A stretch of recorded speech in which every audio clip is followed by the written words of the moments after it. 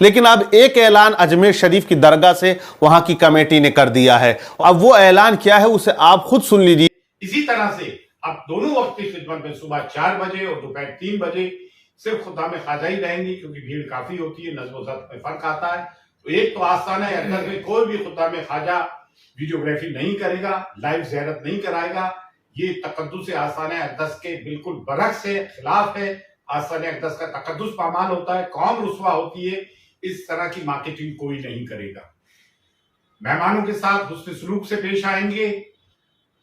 4 خدام خواجہ ہی صرف کٹہرے میں ہوں گے جو کہ زائرین کو پھول دے سکیں، لچھے دے سکیں اور بھیڑ کو آگے چلا سکیں. وہ بھی ان کو بھی طے جو ہے کلید بردار ہی ان کی طے کریں گے کہ کون لوگ کھڑے ہوں گے، اس سے زیادہ کوئی کھڑے نہیں ہوگا.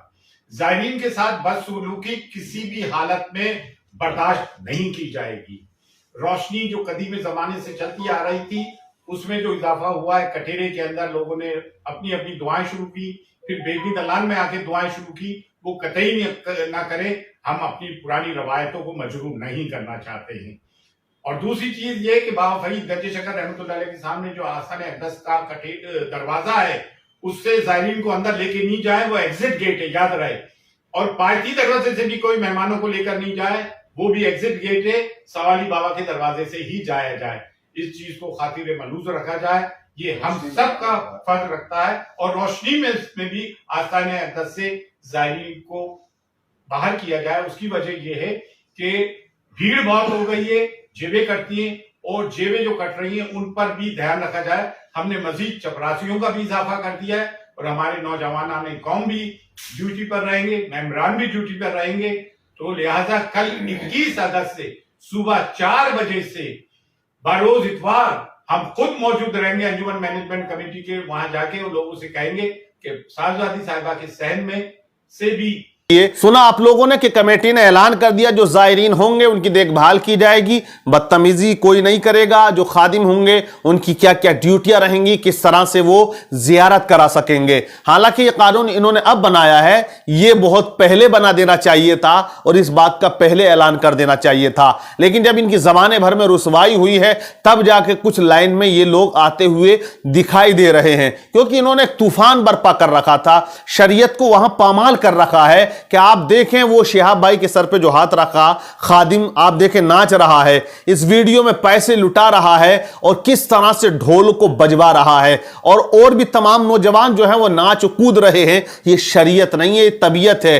یہ شریعت کو پامال کرنے والے لوگ ہیں. اس سے دین کا، سنیت کا، مسلمانوں کا کوئی فائدہ ہونے والا نہیں ہے بلکہ نقصان ہی ہوتا ہے. کہ دیکھیے کس طرح یہ شریعت کا مذاق بناتے ہیں. بہرحال یہ تو رہی ان لوگوں کی بات، لیکن میں اب جانے والوں سے گزارش کرتا ہوں جو مزارات اولیاء پر جاتے ہیں ان کے اندر بھی بہت زیادہ کمیاں پائی جاتی ہیں. کہ جب اللہ والے کے مزار پر آپ حاضر ہوں، ہمارے بزرگوں نے کیا لکھا، کیا بتایا. ہمارے بزرگ فرماتے ہیں، لکھتے ہیں کہ جب تم مزارات اولیاء پر جاؤ تو اس طرح سے جاؤ، اس ادب کے ساتھ جاؤ کہ ان کی شان میں کوئی گستاخی نہ ہو یا تمہارے دل میں کوئی ان کے لیے وسوسہ پیدا نہ ہو. کیونکہ جب عالم کی محفل میں ہم بیٹھیں تو زبان کو سنبھال کے رکھیں، اور جب ولی کی بارگاہ میں جائیں تو اپنے دل کو سنبھال کے رکھیں. علماء زبان پکڑ لیا کرتے ہیں جب غلط کوئی بولتا ہے، اور اللہ کا ولی دل کے ارادوں کو جان لیتا ہے. دل میں اگر کوئی کدورت یا نفرت یا کوئی بغاوت یا بغض و کینہ ہوا کرتا ہے، اس بات کا آپ خیال رکھیں. اگر آپ مزار پہ جائیں تو کیا آپ کو چادر چومنا ضروری ہے،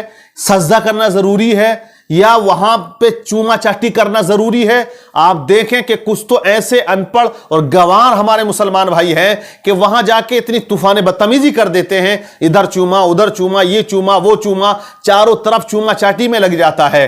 میں بتاؤں آپ جائیں تو ادب یہ ہے کہ جس طرح ہم ان کی حیات میں ان کا ادب کرتے تھے، بعد وصال کے بھی ہمیں ویسے ہی ان کا ادب ملحوظ رکھنا ہے. اعلیٰ حضرت رحمت اللہ علیہ لکھتے ہیں اگر آپ کسی مزار کی زیارت کے لیے گئے ہو تو آپ ان کی قبر سے تھوڑا دور کھڑے ہو جاؤ، ہاتھ باندھ کے ادباً کھڑے ہو جاؤ، تاکہ لگے کہ تم کسی بڑی بارگاہ میں کھڑے ہو اور ان کا ادب آپ کر رہے ہو. جو کلمات تم کو یاد ہوں، قرآن عظیم کی سورت ہے، درود پاک ہے، آپ پڑھیں، اس کو بخشیں. اب دعا مانگنے کا کیا طریقہ ہونا چاہیے؟ آپ پوچھیں ذمہ داران علماء سے، پوچھیں اپنے اماموں سے، پوچھیں آپ عالموں سے کہ ہم مزارات اولیاء پر جائیں تو کیسے دعا مانگیں.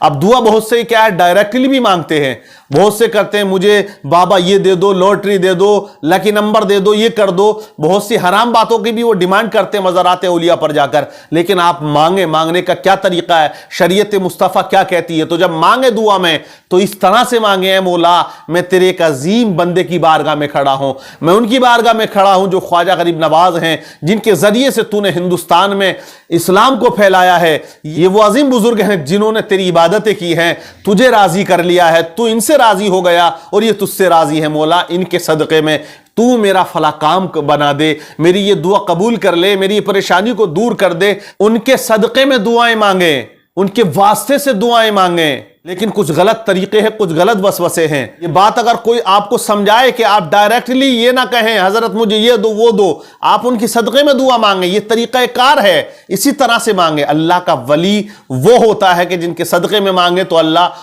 دعاؤں کو قبول کیا کرتا ہے. آپ نے سنا ہوگا واقعہ اورنگزیب رحمۃ اللہ علیہ کے زمانے کا کہ جب آپ خواجہ غریب نواز کی بارگاہ میں حاضر ہوئے، درگاہ پہ آپ آئے تو ایک اندھے کو دیکھا چوکھٹ پہ مانگ رہا ہے، مولا آنکھیں دے دے، آنکھیں دے دے. آپ اس کے قریب گئے، اس سے پوچھا کتنے وقت سے دعا کر رہے ہو؟ کہا ایک عرصہ ہو گیا. بولے ابھی تک آنکھیں نہیں آئیں؟ بولے نہیں آئی. اورنگزیب رحمۃ اللہ علیہ نے فرمایا میں اندر خواجہ غریب نواز رحمۃ اللہ علیہ کی بارگاہ میں حاضری دینے جا رہا ہوں، میں جب زیارت کر کے واپس آؤں تیری آنکھیں اگر ہوئیں تو زندہ چھوڑ دوں گا، ورنہ تجھے قتل کروا دوں گا.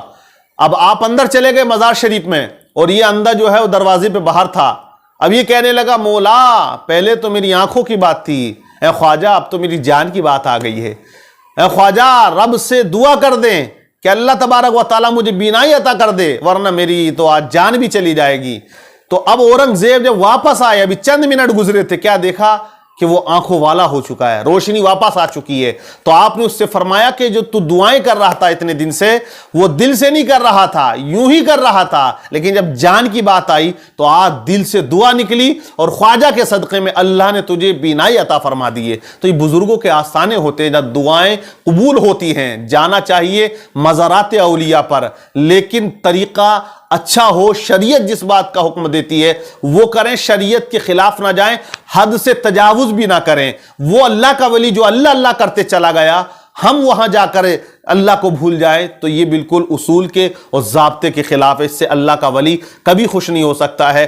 تم اللہ کو یاد کرو، اللہ کی عبادت کرو اور اللہ والوں کے صدقے میں دعائیں مانگو، اللہ ان کے صدقے میں دعاؤں کو قبول کیا کرتا ہے. لیکن اگر یہ بات سمجھائی جائے تو سنی ان پڑھ گوار ہیں جنہیں کچھ پتہ نہیں، نماز روزہ زکوٰۃ اسلام کے بارے میں کوئی نالج نہیں، تو وہ کہتے ہیں یہ تو دوسرے فرقے کے لگ رہے ہیں، یہ تو دوسرے فرقے کی باتیں کر رہے ہیں. حالانکہ مسلک کے اعلیٰ حضرت یہی ہے. تو ہم حد سے تجاوز نہ کریں، مزارات اولیاء پر جائیں، عدم ملحوظ رکھیں. عورتیں جائیں تو عدم ملحوظ رکھیں. آج کل عورتوں کا آنا جانا سب سے زیادہ ہے، اگر وہ نہیں جائیں گی تو جو وہاں کے خادم وہ بھوکے مر جائیں گے. گلکوں میں پیسہ سب سے زیادہ لیڈیز ہی ڈالتی ہیں. حالانکہ اللہ والوں کو تمہارے پیسے کی کوئی ضرورت نہیں ہے، کیونکہ جنہوں نے جیتے جی دنیا کے اندر پیسوں کو ہاتھ نہیں لگایا، وہ بعد وصال کے تمہارے پیسوں کی کیسے بھوکے ہو سکتے ہیں.